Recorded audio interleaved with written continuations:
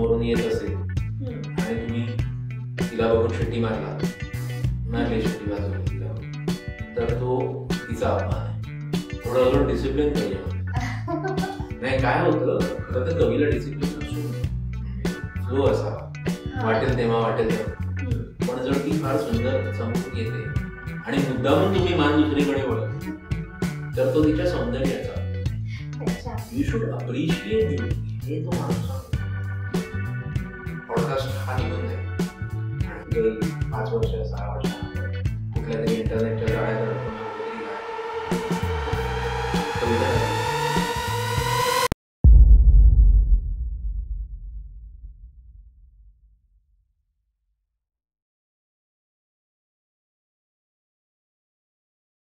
नमस्कार मंडळी, अगदी मनातलं पॉडकास्टच्या नव्या एपिसोडमध्ये तुम्हा सर्वांचं मनापासून स्वागत.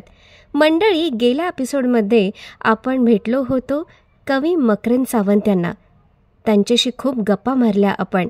उर्वरित गप्पा आपण याच एपिसोडमध्ये पाहणार आहोत. पहिल्या एपिसोडसाठी तुम्ही दिलेल्या भरभरून प्रतिसादाबद्दल आम्ही तुमचे ऋणी आहोत. तर वळूया पुढच्या एपिसोडकडे. गालिबबद्दल ऐकायला फार आवडेल. पण गालिबची मजा आहे. गालिब तुम्ही वाचायला लागल्यावरती एकतर तुम्ही प्रचंड लिहू लागता, नाहीतर तुम्ही लिखाण बंद करता. का असं? तो हे आहे, काय म्हणतात त्याला, ते असं वळण आहे ना साहित्यातलं, की त्या वळणातून तुमची एकदा नदी गेली ना, तुमचा प्रवाह बदलल्याशिवाय राहत नाही. आयदर तो खळाळून वाहेल, नाहीतर पूर्णपणे आटेल आणि शांत. दोन्ही अर्थ का होतंय? एक तर असं की गालिबला वाचून भयंकर इन्स्पायर होतो आपण, वी स्टार्ट रायटिंग. अनेकदा असं होतं गालिबला वाचल्यावरती वाटतं, अरे ह्याला म्हणतात लिखाण, आपण काय लिहिलंय, आपण लिहायचे लायकीचेच नाही म्हणून थांबायला होतं. पण पॉझिटिव्हली वाचावं गालिबला. तो माणूस म्हणजे अंदाजे भयावह, ही त्याचा जो शब्द त्याचाच वापरलेला आहे. तो म्हणतो की अंदाजे बयां आवडचा अर्थच मेन असा आहे की मांडायची पद्धत वेगळी आहे माझी. दुःख मी तेच पाहिले जे तुम्ही पाहिले. माझी मांडायची पद्धत वेगळी आहे आणि मांडायच्या पद्धतीवरती जो सगळा गेम करतोय. आपण कवी तरी काय करतो ना, कवी सगळेच कवी ओके, खयालों का टकराव वगैरे आजकाल होतं ना एखादा, की सेम थॉट वरती 2 कविता असतात, पण वेगळी वेगळी मांडायची पद्धत असते, ती त्याची त्याची उंची ठरवते. त्याची उंची तशी तशी जाणवत जाते ती. त्याला कारण गालिब. तो गालिबने आधी वेळ लावलं, मग ते एका माणसावर थांबता कामा नये. फैज झाला, फराज झाला, मोमिन झाला, जॉब झाला, इक्बाल झाला, मग हे नंतर अजून इतके, मग आदम गॉन्डवी, आपला राहत इंदोरी, हे तर हल्लीचे झाले. राहत इंदोरी, जॉन, हे सगळे हल्ली. पण त्याच्या आधीचे दाग दयालवी असतील, नाहीतर वसीम बरेलवी आहे. आणि आपल्या फिल्म इंडस्ट्रीमध्ये फार मोठं नाव ज्यांनी केलं ते साहिर साहेब, किंवा हे आपले जिगर मुरादाबादी असू देत, किंवा ही सगळी जी नावं होती ना, ती वाचायला लागलो. आणि ते जे काय म्हणजे वेळ म्हणजे कसं माहिती का, तुमच्या घरात एक दरवाजा आहे ओके, जो तो दरवाजा उर्दूचा होता, त्याचं आयुष्यभर बंद होता. आणि तुम्ही एका स्पेसिफिक तुमची म्हणजे लहान मुलगा आहे समजा मी, आणि माझ्याकडे नाही ते 25-30 खेळणी दिलीत मला खेळायला, आणि मी त्यांनी खेळत होतो ओके. ही उर्दूची चावी माझ्याकडे इतकी वर्ष नव्हती, तेव्हा ती उर्दूची चावी सापडली आणि मी दरवाजा उघडला ना, अशी खेळणी पडली. मग माझ्या ते झालं माझं. मग मी खेळत, मी आजही खेळतो, मी आजही तेवढाच वाचतो. मला आजही काहीतरी सापडलं.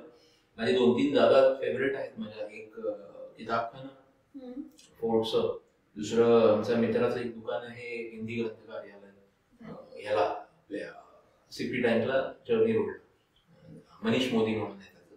आणि अजून एक तिसरं म्हणजे मॅजेस्टिक किंवा आयडियल, दादरचं जे काय असेल अवेलेबल असेल. बट ह्या 3 ठिकाणी गेल्यावरती मस्तपैकी 2-3 हजाराचा चुना लागल्याशिवाय काही येत. आणि लोक पण अशी सापडली आयुष्यात. मनीषकडे गेलो तर मनीष, मी समजा दाग दहलवीवर काढले, दाग दहलवीची 1-2 पुस्तकं काढले. अरे मकरंद भाई, आपने जॉब को पढ़ा? जॉब का ये पढ़ा, आप ये ट्राय कीजिए पढ़े. अरे हे सही आहे. आणि बरं मजेची गोष्ट फक्त उर्दूत नाही ना, तेवढंच हिंदी, तेवढेच हरिशंकर परसाई आठवतात, तेवढाच आपले रामधारी सिंह दिनकर आहेत ते चांगले वाटतात, तेवढाच हे आपले साकेतवाले जे आहेत ते, किंवा धर्मवीर भारती असू दे, ही सगळी मंडळी इतकं काय काय सापडतं. माझं वाटतं आपण तो दरवाजा लवकर का नाही खोलला. असंच वाटतं तो अजून लवकर अजून किती वाजता आलं असतं. आणि त्या दरवाज्यात म्हणतं म्हणजे असं असतं ना, त्यात पण एखादं खेळणं असं वेगळं सापडतं. जसं की म्हणतो तो माणूस जो काय सापडलाय, सादत हसन म्हणतो नावाचं जो काय जनावर आहे, जे काय प्राणी आहे, म्हणजे ज्याला शिव्या घाला त्याच्याबद्दल म्हणतो, स्वतः म्हणतो ते, तो स्वतःच त्याला स्वतःबद्दल सांगतोय ना, असं की लानत है म्हणतो, तुम्हें तो ढंग से गाली भी नहीं दे सकता. इतकं उत्कृष्ट लिखाण. म्हणजे तुम्ही आजच्या जगात सुद्धा त्यांनी जे प्रश्न चाचपून पाहिले त्यांना आजही तोड नाहीये. इतकं सुंदर लिहिलेलं आहे त्या माणसाने. त्याचा वेळ लागला मंडोचा. मंडोने लिहिलेली ओळ वाचून काढली, कुठून कुठे असेल तिथली. म्हणजे त्याचे ना दस्तावेज म्हणून त्याचं पुस्तक आहे. 6 का 7 खंडांचं पुस्तक आहे. पुस्तकांचे खंड आहेत. पहिल्या 3 खंडांमध्ये कथा आहेत, एका खंडामध्ये नाटक आहेत, आणि मग उरलेल्या खंडांमध्ये पत्र आहेत. म्हणतो की ते सगळं वाचून काढणं. इतका स्पेक्ट्रम ऑफ लाईफ सापडतो. वयाच्या 19व्या वर्षी त्याने तमाशा नावाची पहिली स्टोरी लिहिली होती. ही स्टोरी, त्या स्टोरीचा बेस असा होता की लहान मुलगा आहे, कर्फ्यू लागणार आहे घरात, त्याला बंदूक वगैरे खेळायला पाहिजे म्हणून देतो बाप, म्हणतो पण वाजवू नको, गावात कर्फ्यू लागलेला आहे, तो खेळतोय वगैरे. आणि बाहेर आपल्याला तमाशा बघायला जायचं होतं असं त्याला सांगितलेलं. तो तमाशा म्हणजे काय, तर जलियांवाला बागसाठी जायचं होतं बघायला, पण तो जात नाही त्यावेळेला. आणि त्याच वेळेला मुलगा बाहेर बघतो ना, तो बंदुकीने जे खेळत होता की आपल्याला गोळी लागते वगैरे, त्याच्याच वयाच्या एका मुलाला बाहेर गोळी लागली आहे. आणि ते तो बघतो, तो त्याची वेदना मांडतो. तो तमाशा ही पहिली कथा लिहितो हा माणूस. त्याच्यानंतर अशा गोष्टी वाढत जातात. असं काय काय वेगवेगळं लिहितंय त्या माणसाने. त्याच्याबद्दल त्याची सौगंधी म्हणून एक कथा आहे, प्रॉस्टिट्यूशन वरती त्याने ती लिहिली आहे. तो राहतो कुठे ते पण शोधून काढलं होतं. मुंबईत तो कुठे राहायला होता, तो कुठे खायचा, तो जिथे जेवायचा तिथे जाऊन मी जेवतो आजही. सारवी म्हणून रेस्टॉरंट आहे त्याला. आपण जर नागभाई खायला उतरलो ना, त्याचा नागपाडा पोलीस चौकीला एक त्रिकोण आहे, तो आता डेकोरेट केलाय, पण जुन्या काळी तो फक्त ग्रीन असा त्रिकोण होता. तिकडे त्याचा धोंडू नावाचा कॅरेक्टर उभा राहायचा. त्याने त्या कॅरेक्टरच्या समोरच्या इराण्याकडे जे सारवी म्हणून हॉटेल आहे तिथे तो जेवायला असायचा म्हणतो. त्या कदाचित त्या इराण्याला इथे माहित नाहीये त्या म्हणतो होता इथे, पण तो तिथे जेवायला होता. मागच्या गल्लीत राहायला होता. तिथून आणखी 5 मिनिटावरती हे जे आता ज्याला आपण पठ्ठे बापूराव मार्ग, जुना रेड लाईट एरिया जो फोर्स रोड तो लागायचा, ते ह्या बायकांना वगैरे फार जवळून पाहिलं. त्यांच्या कथा तो मांडत होता. त्याला विचारलं ज्यावेळेला की तू असं का लिहितो, त्याने सांगितलं हे धंदे बंद करा पूर्णपणे, लिहायचं बंद करू. तुम्हाला त्या हव्यात पण त्यांच्या कथा नकोय. किती चुकीचं आहे. म्हणजे अगेन भाईंसारख्या स्पेक्ट्रम मध्ये हा माणूस सापडला. हे असे जे खुणत गेले. म्हणतो झाला, म्हणतोच्या पाठोपाठ दुसरे एक मॅडम आहे त्या म्हणजे इस्मत शुक्ताई. त्यांची कथा त्या सगळ्या वेळ घेऊन आल्या. मग ती दालन ओपन दरवाजा सापडला आणि नंतर मग काय ऐकायलाच तयार नाही. मग असे काय म्हणतात त्याला, अशी मंडळी सापडली की यार असं वाटायला लागलं. पुलंचं एक वाक्य की माझी या जातीचा मिळव माझं कोणी, ही फक्त संतांची नाही तर कलावंतांची. तो प्रकार मला सापडला. ही सगळे मला माझ्या जातीचे वाटतात. हे आपली लोक आहेत यार, हे आपल्यासारखे आहेत. यांना तेच वाटतं जे आपल्याला वाटतंय. जसं फॉर एक्झाम्पल फैज अहमद फैज किंवा साहिद साहेब ना मजरू सुल्तानपुरीने एक गाणं लिहिलं होते की एक शहनशाह ने बनवा के हसी ताजमहल, प्यार करने वालों को मोहब्बत की निशानी दी है वगैरे. साहिद साहेबनी त्याच्यावरती ताजमहल रिवर्स त्याच्यावरती लिहिलं की मेरे महबूब कहीं और मिला कर. ओपनिंग और तशी इथे ना, मेरे महबूब कहीं और मिला कर. शेवटची मधली सगळी कविता आहे सुंदर, पण शेवटचा ऐसा इंसान म्हणतात की ये जमुना का किनारा, ये मुनक्कश दरो दीवार, ये मेहराब, ये ताक, ये जमुना का किनारा, ये मुनक्कश दरो दीवार, ये मेहराब, ये ताक, एक शहंशाह ने दौलत का सहारा लेकर हम गरीबों की मोहब्बत का उड़ाया है मजाक. आहे असं वाटतं यार, ये तो अपना आहे, हा आपला माणूस आहे, हे मला बोलायचं. ती मजा ती सापडली, मग सगळेच सापडले. पण हे मला वाटतं खूप वेळ आहे साहित्याप्रती, आणि तुमचं बोलताना पण मला ते जाणवलं. आणि कुठलाही कॅरेक्टर तुम्हाला दिला तर खूप सुंदररित्या तुम्ही तो मांडता, दिसतो ना आपल्याला, तुम्ही जगत असता. आणि ह्याला कारण काय माहितीये का, तो माझ्या एकाच्या नजरेने बघत नाही. हे इतकी सगळी आहेत ना, मगाची नावं घेतली, सगळे मागे उभे असतात. माझ्या मेंदूत हे सगळे एकत्र असतात, ते बघत असतात. त्यामुळे अच्छा हा असा दिसतो, त्यामुळे ते तितक्या व्हायब्रंट कलर मध्ये तो दिसतो, तितक्या वेगवेगळ्या दृष्टीने दिसतो. आणि ह्यातले बरेच ह्यांच्या स्वतःची मूलता एकमेकांच्या विरोधात बऱ्याच गोष्टी आहेत. गालिब आणि जॉब यांची भांडणं होती. मोमेन गालिबचा मित्र होता, दाग दहलवी गालिबचा शिष्य होता. बरं ते झाले त्या काळात. त्यानंतर कुसुमाग्रज आणि फयाज एका महिन्यात जन्मले, पण विचार एक सारखे. घ्या प्रश्न घ्या. उर्दू साहित्य, हिंदी साहित्य, मराठी साहित्याचा अभ्यास केल्यानंतर तुम्हाला प्रामुख्याने असं काही जाणवतं का की काही लेखकांची, कवींची जरी ते वेगवेगळ्या काळात जन्मले असतील तरी पण त्यांचे विचार सारखेच आहेत, असे कोण? आता जे म्हणालो ना, फयाज आणि कुसुमाग्रज एका महिन्यात जन्माला आले 1919. आणि मजेची गोष्ट म्हणजे त्यांच्या लिखाणांची किती सिमिलॅरिटी असावी. कुसुमाग्रज एका ठिकाणी म्हणतात, नात्या सणावर देऊन पुस्तकाती साऱ्याच सांगण्याची जगत आसवण नाही. फैज अहमद फैज म्हणतो की मेरा तुम्हारा जो रिश्ता है वो आशिकी की जुबान में कहीं दर्ज नहीं. Same thought. फैज अहमद फैज एका ठिकाणी म्हणतो की बोल के बाजार है तेरे, बोल के जुबान तक तेरी है.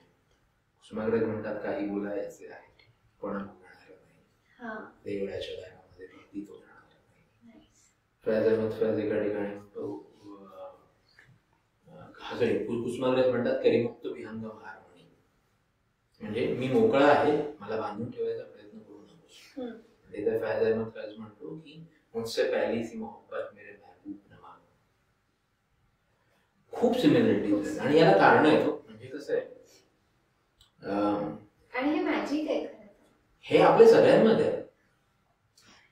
We all need to do that. आपण सगळे त्या एका काय म्हणतात त्याला, प्रवाहातलेच आहोत ना. तो प्रवाह त्याच दिशेला जातोय, तर कुठेतरी ह्या थेंबाचा रंग त्या थेंबावरती येणारच आहे. मला हा अनुभव माझ्या टूला येण्यासोबत आलेला होता. माझ्या त्या ओळी होत्या की हा निरोप केवळ आपल्या देहाचा आहे, आपल्या आठवणींच्या अस्तित्वाचा नाही.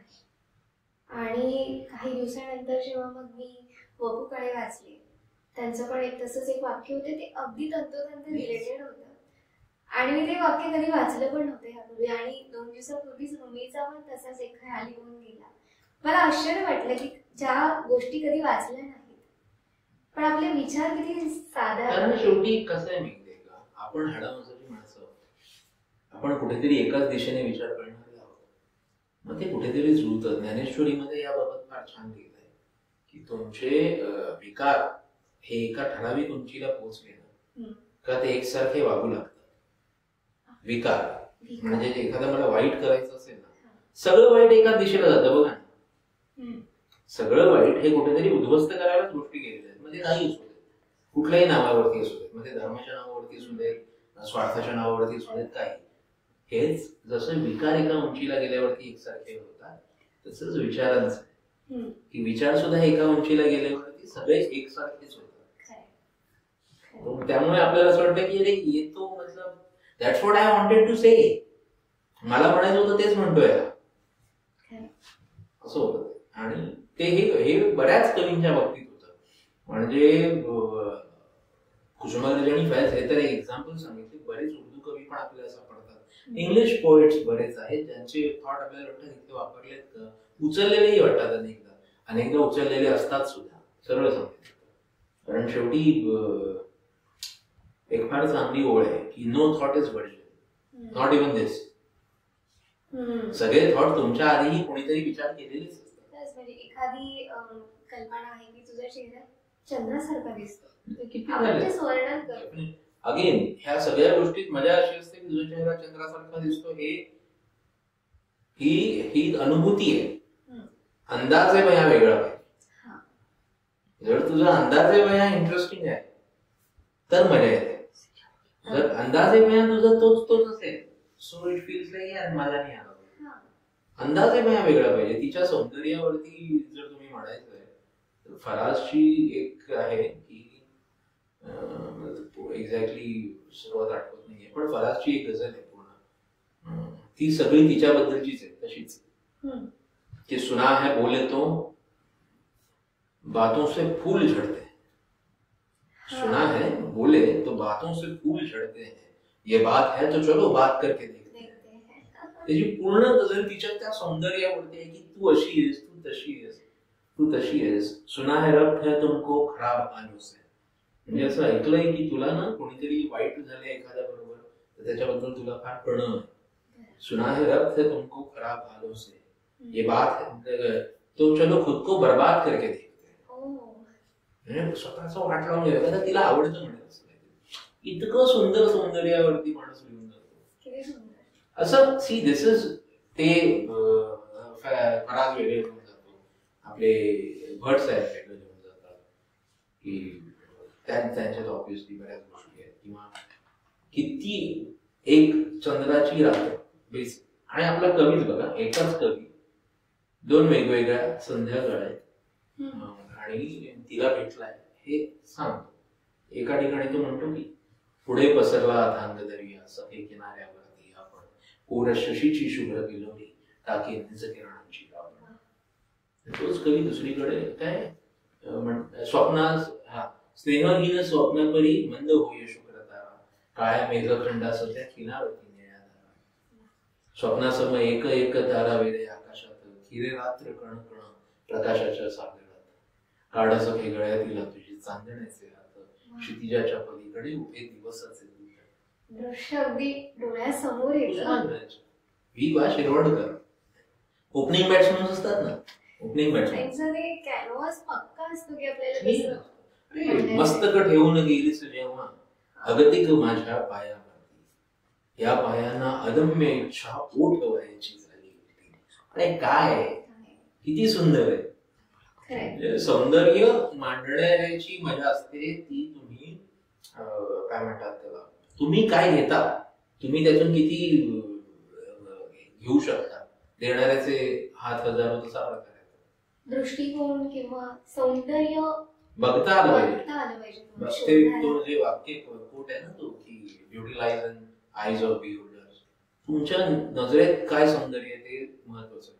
भाईंचंच एक वाक्य फार सुंदर अबाउट सौंदर्याच्या बाबतीत. म्हणजे भाई म्हणतात असं की एखादी छान सुंदर तरुणी समोरून येत असेल आणि तुम्ही तिला बघून शिट्टी मारली शिट्टी वाजवली तिला बघून, तर तो तिचा अपमान आहे. पण जर ती फार सुंदर समोरून येते आणि मुद्दामून तुम्ही मान दुसरीकडे वळवले तर तो तिच्या सौंदर्याचा अपमान आहे. यू शुड अप्रिशिएट ब्युटी, हे तो माणूस सांगू शकतो. मला असं वाटतं की तुमचा पुढचा प्लॅन काय असेल. अगेन परत तेच माहित नाही उद्या काय असेल, मी डोंट नो ना येट. पुढचा प्लॅन इन द सेन्स बघा, अगदी म्हणाल तुम्ही फ्युचर जर आयुष्यात पुढे काय विचार केला, रिटायरमेंटचं वय नाही म्हणा, पण काही चित्रपट चांगले हातून लिहिले जावे, कदाचित काही चांगल्या रचना केल्या जाव्यात.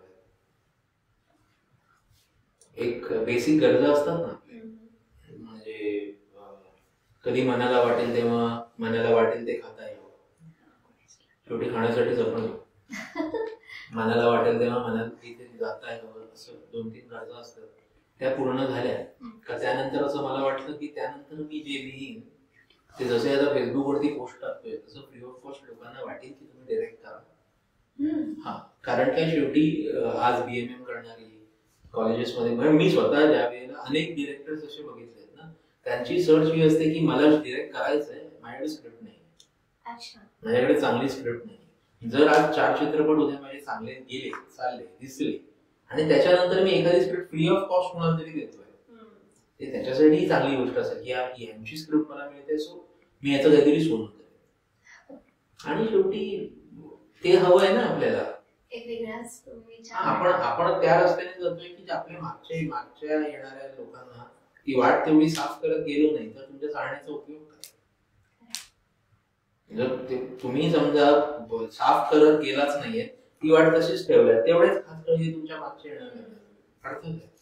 Need to do something for them, की ओके पुढच्या पिढीला अरे यार मला हे सापडलं, मी आता अजून काहीतरी जमलं. मग त्याला असं वाटतं की यार नाही हे छान होतं, आता मी ह्याच्यावर काहीतरी अजून पुढे जातो. This is how it should go, जसं मला वाटतं.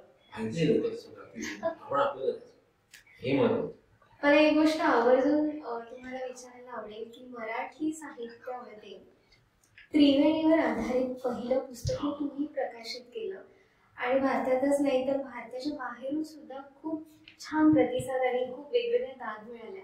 मला ते त्याबद्दल विचारायला खूप आवडेल तुम्हाला. त्रिवेणीची मजा कशी आहे, त्रिवेणी पहिल्यांदा त्रिवेणी वाचली गुलजारांची. त्रिवेणीचा जन्म गुलजाराने. त्रिवेणी हा 3 ओळींचं काव्य.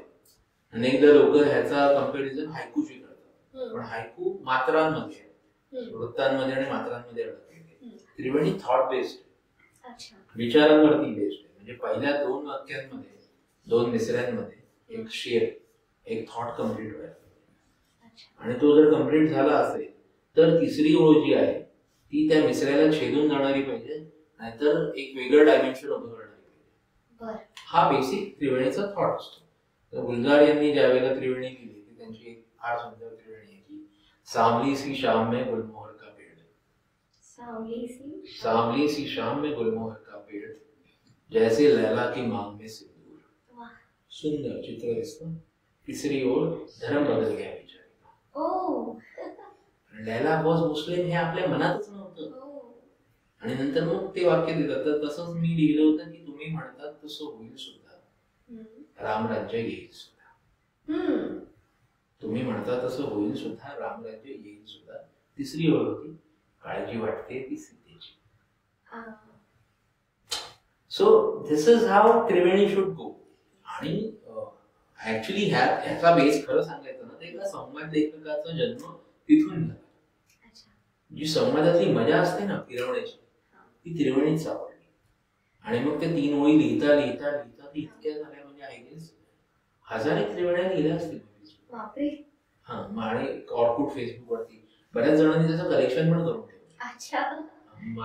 आमचे ई साहित्य प्रतिष्ठान म्हणून आमचा एक ग्रुप होता, तर ते म्हणायला लागले करायचंय पुस्तक. मग मंडळी पण अशी आमची, मंदार चोळकर एवढा चांगला लिरिसिस्ट आहे, खूप चांगला ग्राफिक डिझायनर पण आहे. तो म्हणाला मी कव्हर करतो, मी याचं कव्हर मी करतो. समीर म्हणाला, समीर सामंत, मी प्रस्तावना लिहितो.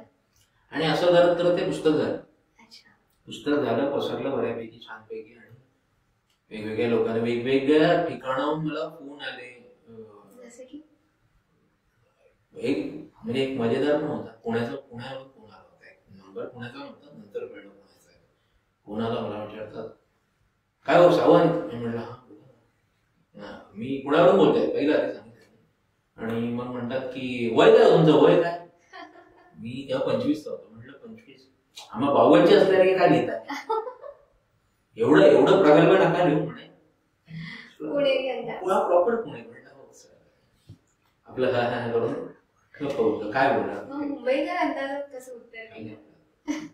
मुंबईकर उत्तर देत नाही, मुंबईकर पुढची गाडी पकडून निघतो, तो उत्तर द्यायला थांबत नाही, तो निघालेला असतो. त्याला इतर कामं असतात. पण असे अनेक. एकदा परत एक कविता होती, तुझ्याने माझ्या पल्याड जाऊन आंबळ्यावर बसले. माझी कविता होती प्रेमाबद्दलची. तू रुसल्यावर मी हसावं, इतकं सोपं असतं प्रेम. तुझ्याने माझ्या पल्याड जाऊन आंबळ्यावर. ती पूर्ण कविता होती ना ती.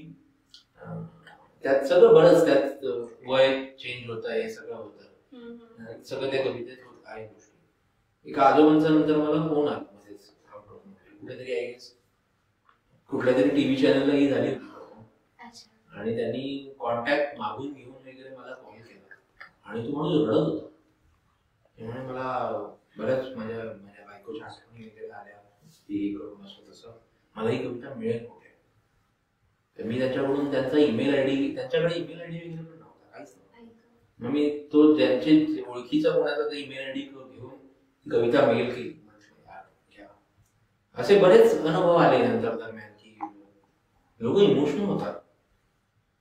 रोमॅन्टिझमच्या बाबतीत खूप आले, तेही खूप आले की भयंकर रोमॅन्टिक होतात, नाही असं नाही, पण इमोशन्स इतक्या कधी कधी तीव्र असतात ना. म्हणजे ती माझी वडील गेल्यावर फक्त वडील जात नाहीत म्हणून माझी ती कविता आहे की काय काय जातं.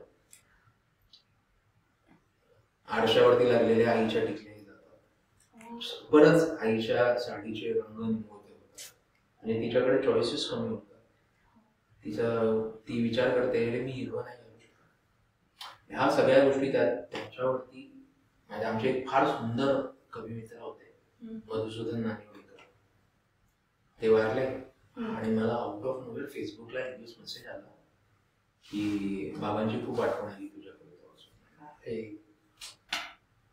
हे असं ज्यावेळेला त्या इमोशन्स कुठेतरी म्हणतात ना, आपल्या हृदयातलं स्टेशन कोणाच्या तरी हृदयात लागलेलं दिसतं, त्यावेळेला जाम भारी वाटतं. असे अजून 2 अनुभव सांगतो. एक माझी मानलेली बहीण आहे आणि मी ना फेसबुक लाईव्ह वगैरे करायचो मध्ये, हल्ली कमी केलं ते, असंच करायचो मजा म्हणून, काही कविता वाचून दाखवायची. मला आवडतं आणि लोकांनाही आवडतं, लोक हे करतात. तर तिचा फेसबुक लाईव्ह झाल्यावरती तिचा मला मेसेज आला की दादा मला ना किडनीचे प्रॉब्लेम्स आहेत, त्यामुळे मी डायलिसिस वरती आहे आणि दरचे 10 काहीतरी इंटरव्हलने मला डायलिसिस करावं लागतं वीकली किंवा समथिंग.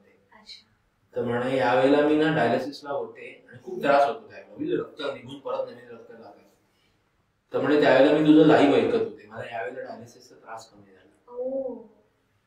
मी म्हटलं झालं ना, आपल्याला अजून काय पाहिजे कारण लिहायला, तुम्हाला लिहायला एवढंच कारण पुरतं, बस झालं, बस अजून काय नाही.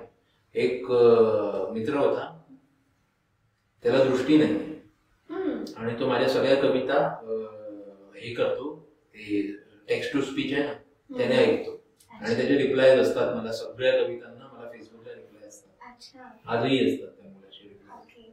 आणि त्याच्यात एकदा त्याने कवितेमध्ये फार छान काहीतरी एक शब्द असा वापरला होता की म्हणजे सी यू असा काहीतरी शब्द वापरला. मला बोलला बोलता की फार छान वाटतं, म्हणजे आम्ही ते सगळं बघतोय जे आम्हाला कधीच बघता आलं नव्हतं, ते तुमच्या शब्दातून मला दिसतं.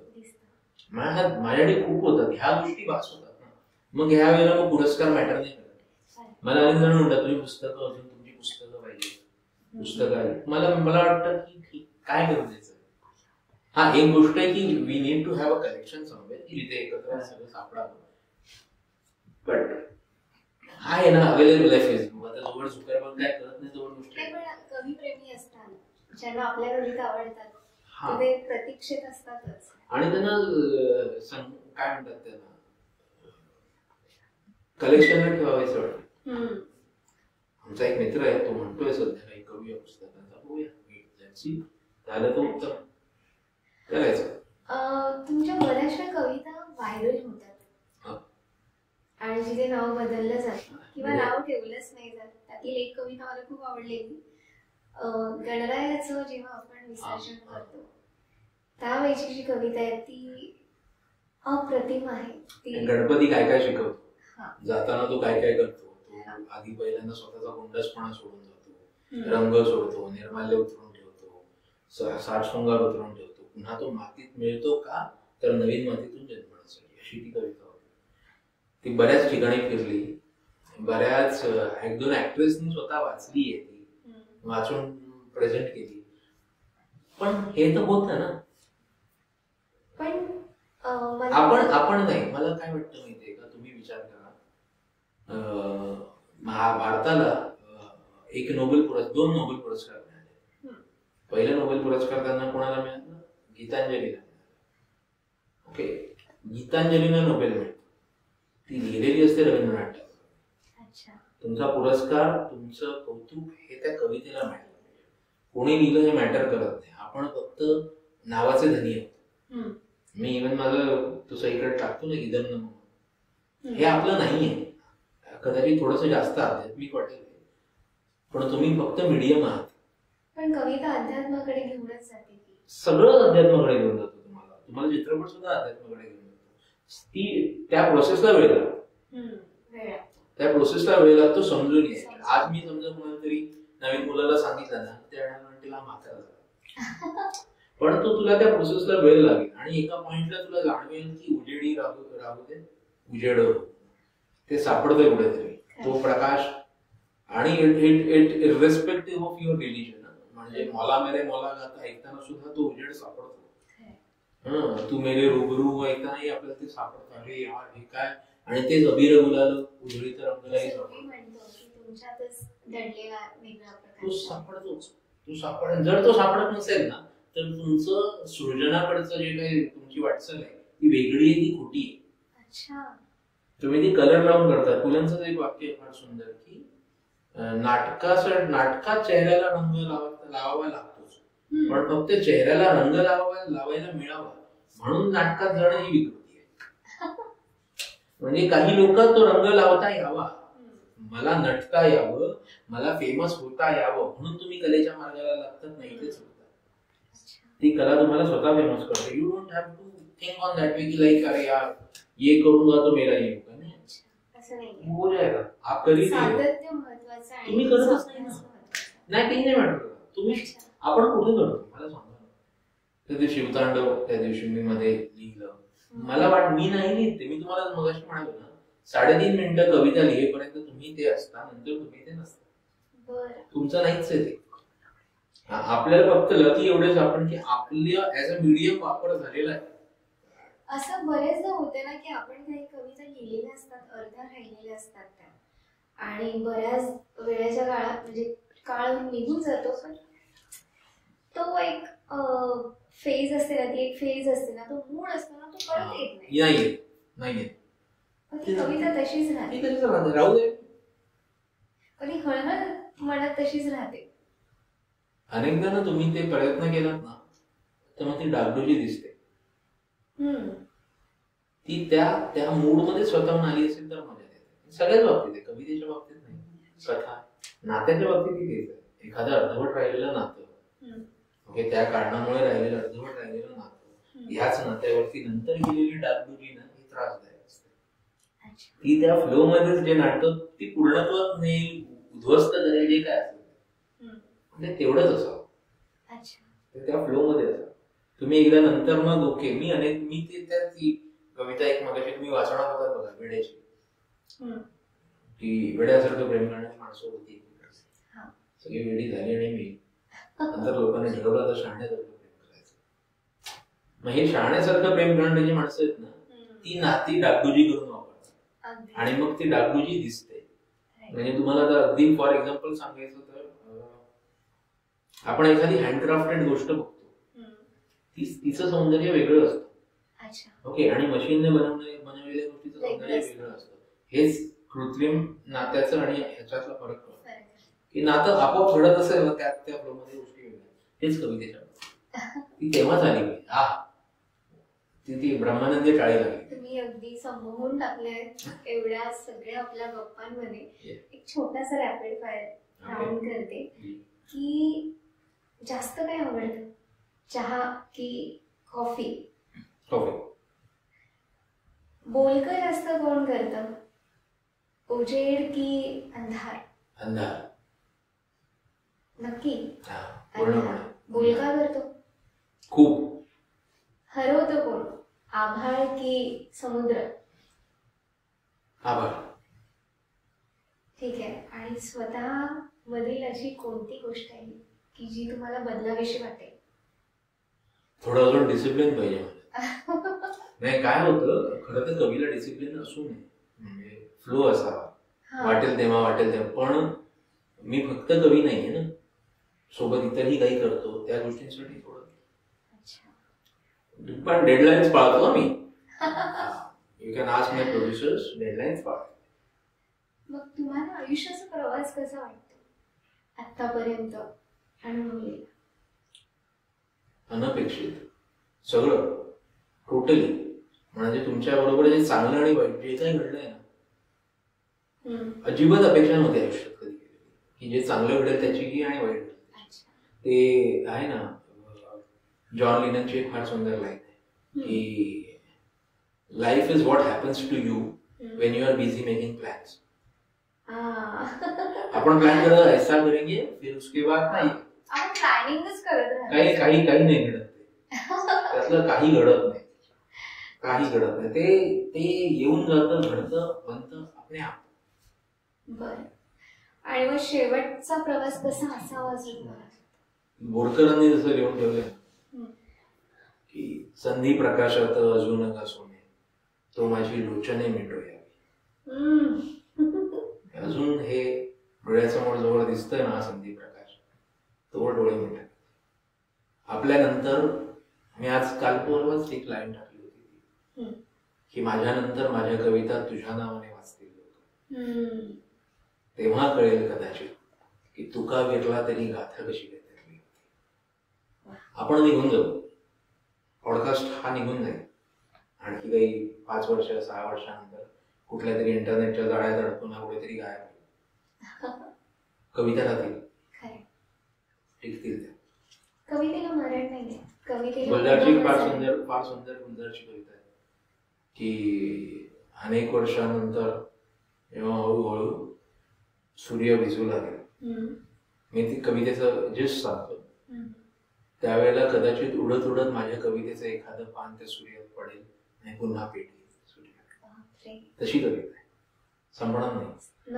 आणि आपण प्रयत्न तेच करायला पाहिजेत ना, तुमच्या कवितेला ते आपोआप तितक्या उंचीला ती स्वतःहून घेऊन जायचे, स्वतःला नेते. आपल्याला काही करावं लागत नाही, ती स्वतःच तरते. तर स्वतः फक्त एवढंच. पण ही पण मजेची गोष्ट आहे, मी खरं सांगतो, तुम्ही माणूस म्हणून जर खोटे असाल ना, तुमची कविता खोटी असते. तुम्ही कितीही आवरण लावा त्याच्यावरती, कितीही मुलामे लावा, आज न उद्या उघडी पडते. तो कलर गळून पडतो आणि मग दिसता यार इसमें तो ये तो उठाया हुआ था, ये खुद का नहीं था. ते तुम्ही म्हणालात ना की दुसरं कोणतरी टाकतं आपल्या नावाने, ते नंतर कळतं. काळाच्या कसोटीवरती सगळ्या गोष्टी निघून येतात, पण आपली ती आपल्यापुरती राहते. भाषा संवर्धनासाठी तुम्ही नक्की काय करता? मराठी बोलतो. मी ते वाक्य टाकलं होतं की जोवर आपण मनातल्या मनात मराठी बोलतोय ना, तोवर मराठी टिकतो. ज्या दिवशी आपण विचार करत असताना मराठीच्या जागी इतर भाषांचा वापर करतो, तिथे फसलो. म्हणजे मला असं वाटतं ना, मराठी बोला चळवळ जी आहे त्या संदर्भात भाषा संवर्धनाच्या साठीच मला मराठी व्यतिरिक्त आणखी 3 भाषा आहेत, हिंदी, उर्दू, इंग्रजी. तरीही मी मराठीत बोलतो, तर मजा आहे. जर मला मराठी व्यतिरिक्त इतर कुठलीच भाषा येत नाही आणि मी मराठीत बोलतो, तर ती माझी काय म्हणतात त्याला, माझ्याकडे ऑप्शनच नाही ना, म्हणून मी बोलतो. नाही, जेव्हा मी निवडतो की मला मराठीतच बोलायचं, कारण माझ्याकडे अजून 2 ऑप्शन होते ना, चॉईस म्हणून नाही, मला मराठीच बोलायचंय, तेव्हा गोष्टी वेगळ्या झाल्या. आता हल्ली काही लास्ट वीकच माझा एक मित्र मला म्हणाला की आम्ही सुरू केलंय, कुठल्याही मोठ्या हॉटेलमध्ये जा, कुठेही जा, मराठीत बोलायचं. किमान महाराष्ट्रात असताना आपणच त्याला म्हणतो की अरे वो मेनू लेकर आना, कशाला त्याला मराठीत सांग ना की मेनू घेऊन ये. त्याला मेनू हा शब्द तर कळणार, आणि तो आपण गिराईक आहोत म्हटल्यावरती तो गपचूप मराठीत बोलणार. जर तुम्ही मालक असाल आणि तुमच्याकडे कोणी हिंदीत बोलायचं तर गोष्ट वेगळी, पण तुम्ही स्वतः गिराईक आहात ना, त्या गिराईक असण्याची पावर असते. दुकानात जातो आपण एखाद्या, तुम्ही म्हणता बाबा मला आयफोन हवाय, ह्यात आयफोन ऑलरेडी इंग्रजी आहे, तुम्ही हवाय तर मराठीत बोलू शकता ना. हवाय जरी नुसतं मराठीत बोलला, तुम्ही 1.25 लाखाचा आयफोन घेताय, तो झक मारत मराठीत बोलणार. त्यामुळे आपण बोललं पाहिजे आपल्या दुकानाच्या बाबतीत. कारण ह्या बाकीच्या ज्या गोष्टी आहेत ना, जिथे आपण रिसिव्हिंग एंडला असतो तिथे समजू शकतो, पण दुकान, हॉटेल्स या ठिकाणी तुम्ही जेवढं मराठी बोलाल तसं. आणि मी पाहिलंय, मी बडोद्याला एक कार्यक्रम करायला गेलेलो. बडोद्याला तुम्ही हिंदीत बोलल्यावरती समोरून ते मराठीत बोलायचे दुकानवाले. अच्छा. कारण तिथे कसं आहे, अनेकदा असं असतं की जिथे तुम्ही मायनॉरिटी मध्ये असता ज्या एरियामध्ये, ज्या ठिकाणी, तिथे तुम्ही स्वतःचं अस्तित्व दाखवण्याचे खूप प्रयत्न करता. तर ते गुजरात मधली अशी जागा आहे जिथे प्रॉपर मराठी बोलली जाते, पण बाकी सगळीकडे मराठीच बोलली जाते, गुजरातीच बोलली जाते. बडोद्याला. सो बडोदा, कारण बडोद्याला आपले गायकवाड राज सरकार होतं ना तिथे, राज्य त्यांचं होतं, त्यामुळे मग ते मराठीत बोलत, ते स्वतःहून त्यांना आवडतं मराठीत बोलायला. तोच प्रकार आपण करायचा, मराठी सोडायची, मनातल्या मनात तरी मराठीत बोला, आपोआप गोष्टी पुढे होतील. खूप खूप खूप भारी वाटलं मला, हरवून गेलो खरं तर आम्ही. आणि हे डिस्कशन एंड होऊच नाही, खरं तर मला असं वाटत होतं. वेळेची मर्यादा असल्यामुळे मी इथेच थांबते. खूप मनापासून खूप खूप धन्यवाद, तुम्ही आजच्या या कार्यक्रमामध्ये तुम्ही आलात. आणि पुढील वाटचालीसाठी तुम्हाला खूप खूप शुभेच्छा. थँक्यू, धन्यवाद. आणि बघा अजून पुढे येतील एपिसोड्स, ते आवडतील. अजून पण वेगवेगळे कवी तुम्ही घेऊन या आम्हाला बघायला, मला पण सांगा. आणि अगदी मनातल्याला सबस्क्राईब करा, तो बेल आयकॉन असतो ना, त्याच्यावर पण क्लिक करा, म्हणजे कळेल पुढचं मनातलं कधी येते. थँक्यू. तर मित्रांनो, आजच्या या गप्पा तुम्हाला कशा वाटल्या हे मला कमेंट बॉक्स मध्ये नक्कीच सांगा.